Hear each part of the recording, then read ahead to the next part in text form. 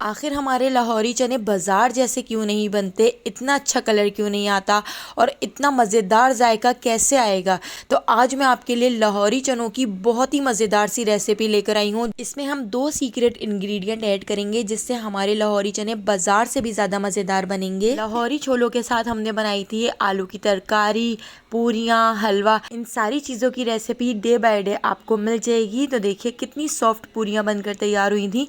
लेकिन अभी हम यहाँ पर लाहौरी चनों की रेसिपी आपको बता रहे हैं, तो चलिए हम इसकी रेसिपी की तरफ चलते हैं। लाहौरी चने बनाने के लिए मैंने यहाँ पर 1 पाव चने ले लिए हैं। तो ये सफ़ेद चने हैं, इसको मैंने 8 घंटे के लिए पानी में भिगो दिया था। इसके अंदर हम ऐड कर देते हैं 3 गिलास भर के पानी ऐड करके हम इसके अंदर ऐड कर देंगे नमक। तो 1 टीस्पून मैं इसमें नमक ऐड कर देती हूँ। और यहाँ पर मैंने एक बड़ी काली इलायची ले ली है, इसका मैंने मुंह खोल दिया है। तो ये हमने ऐड कर दिया है। दालचीनी का एक बड़ा सा टुकड़ा ऐड कर दिया है और 1 चुटकी हम इसके अंदर ऐड कर देंगे मीठा सोडा। और इसको कवर करके हम उबाल आने तक पका लेते हैं। उबाल आने के बाद कवर करके लो फ्लेम पर 1 घंटे के लिए छोड़ देते हैं ताकि ये अच्छी तरह से गल जाएं। आप इन छोलों को कुकर में भी गला सकते हैं। जब तक छोले उबल रहे हैं हम यहाँ पर एक मसाला बनाकर तैयार कर लेते हैं। तो एक कढ़ाई के अंदर 1/2 कप ऑयल को गर्म कर लिया है। इसके अंदर 1 टीस्पून हमने ज़ीरा ऐड करके ज़ीरे को हल्का सा क्रैकल कर लिया है। ज़ीरे को हल्का सा फ्राई करने के बाद अब मैंने यहाँ पर 2 दरमियाने साइज़ की प्याज को इस तरह से स्लाइस में कट कर लिया था। तो प्याज हम इसके अंदर ऐड कर देते हैं। प्याज ऐड करके हमने प्याज को फ्राई करना है। तो हमने प्याज को इतना फ्राई करना है कि इसके जो किनारे हैं वो सुनहरे से हो जाएं। हल्का सा गोल्डन सा कलर आने तक हमने प्याज को फ्राई कर लिया है। तो देखिए कितना अच्छा सा कलर आ चुका है। प्याज का कलर थोड़ा सा डार्क होगा तो छोलों का कलर भी अच्छा आएगा। तो बस इस तरह से हमने प्याज को फ्राई कर लिया है। अब हम इसके अंदर ऐड कर देते हैं 1 टेबल स्पून भर के लहसुन अदरक का पेस्ट। लहसुन अदरक का पेस्ट ऐड करके लहसुन अदरक को भी हल्का सा फ्राई कर लेते हैं। तो 1 से 2 मिनट हमने लहसुन अदरक को भी फ्राई कर लिया है। लहसुन अदरक को फ्राई करने के बाद यहाँ पर मैंने ले ली हैं 6 से 7 अदद बारीक कटी हुई हरी मिर्चें। तो हरी मिर्चें भी हम इसके अंदर ऐड कर देते हैं और इनको भी अच्छी तरह से मिक्स कर लेते हैं। इसके साथ ही अब हम इसमें कुछ मसाले ऐड कर लेते हैं। तो 1 टीस्पून हम इसमें नमक ऐड कर देते हैं। नमक छोलों में भी ऐड किया था। 1/2 टीस्पून हम इसमें हल्दी पाउडर ऐड कर देंगे। 1/2 टीस्पून लाल पिसी हुई मिर्चें हमने इसके अंदर ऐड कर दी हैं और 1/2 टीस्पून ही हम इसके अंदर ऐड कर देंगे पिसी हुई काली मिर्चें। और इन सारे मसालों को अच्छी तरह से हम इसमें मिक्स कर लेते हैं और मसालों को भी हम इसके साथ ही इसमें हल्का सा फ्राई कर लेंगे।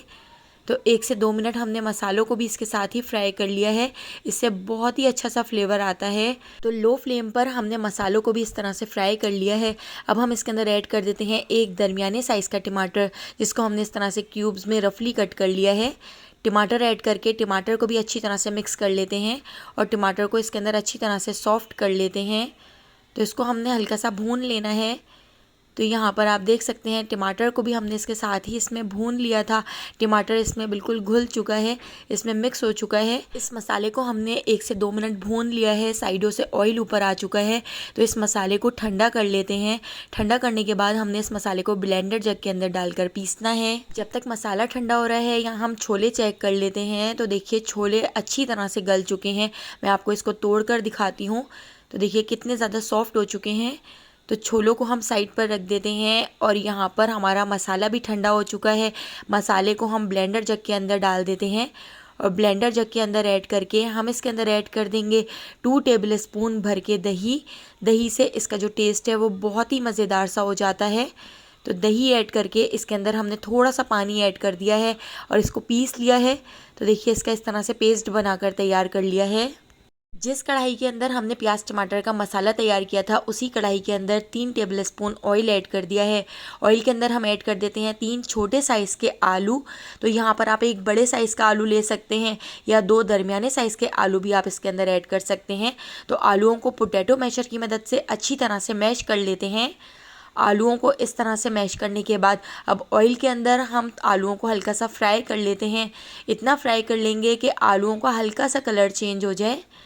तो इस तरह से बहुत ही मज़ेदार सा फ्लेवर आता है। तो इस तरह से हमने आलूओं को मैश करके फ्राई कर लिया है। अब हम इसके अंदर मसाला ऐड कर देते हैं।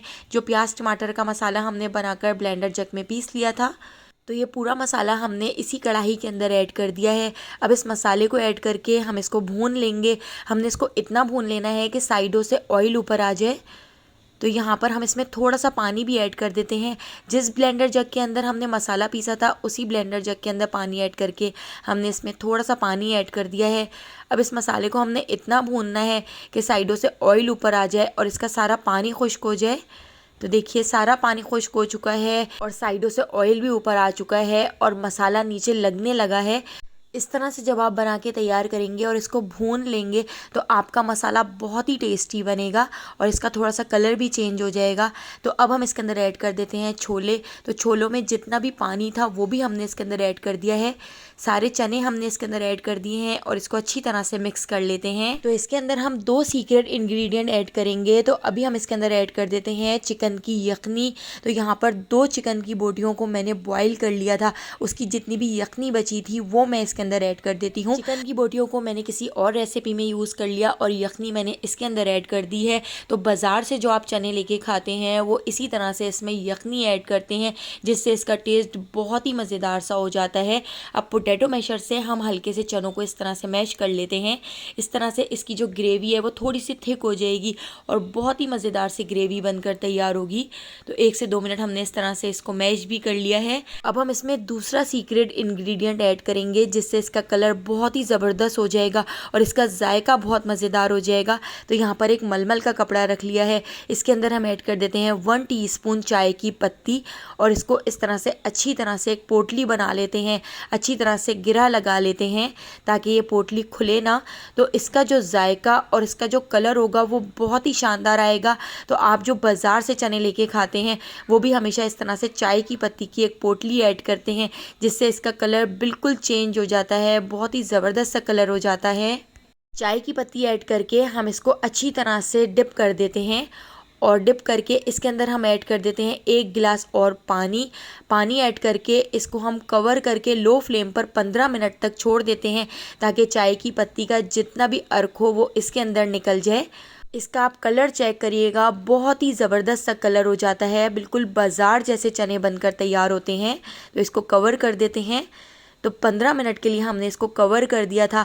आप इसका कलर चेक करें, कितना ज़बरदस्त सा कलर हो चुका है। चाय की पत्ती की इस पोटली को निचोड़कर हम अच्छी तरह से इसको निकाल लेते हैं और इसको डिस्कार्ड कर देंगे। तो यहाँ पे हमारे बहुत ही शानदार, बहुत ही मज़ेदार लाहौरी चने बनकर तैयार हो चुके हैं। तो इसको डिश आउट कर लेते हैं।